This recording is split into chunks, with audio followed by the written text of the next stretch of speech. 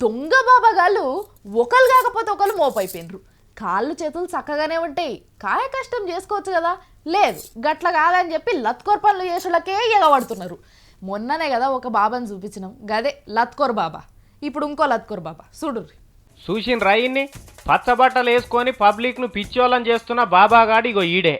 ఏం చేస్తాడట, ముందుగాల ఏ ఊరికన్నా పోయి ఆ ఊళ్ళే తమాం తక్లీవు బాధలతో ఉన్నోళ్ళు 2-3 గురించి అరుచుకుంటాడట. ఏనకసీరాళ్ళు ఇంటికి పోయి మీకు వ్యాపారం బాగా అయితలేదు, పానం బాగలేదు కదా అని మంచిగా చెప్తాడట. పురే ఎక్కడి మనిషి వచ్చి మా ఇంటి భాగవతం అంతా చెప్పబట్టే అని సాపేసి కుసుందూరా సామి అని పిలువంగానే పోయి కూసుంటాడట.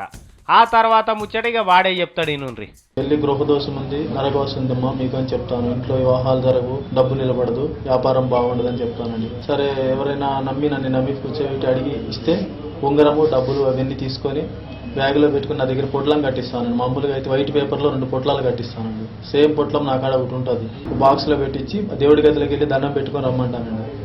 దండం పెట్టుకొని వచ్చేలోపు ఆ బాక్స్లో ఉన్న పొట్లం తీసి నా దగ్గర పెట్టుకొని, నా దగ్గర ఉన్న పొట్లం ఆ బాక్స్లో పెట్టి ఇవి తీసుకెళ్లి లోపల పెట్టుకుని ఆ బాక్స్ లోపల పెట్టామా, నేను వెళ్ళిపోయాక స్నానం చేసి తీసుకోమని చెప్తాను సార్. తర్వాత బియ్యము ఏమన్నా కోడి లేకపోతే మేకపోతే అలాంటివి అడుగుతాను సార్. మేకపోతే కానీ కోడి కానీ తీసుకుంటాను.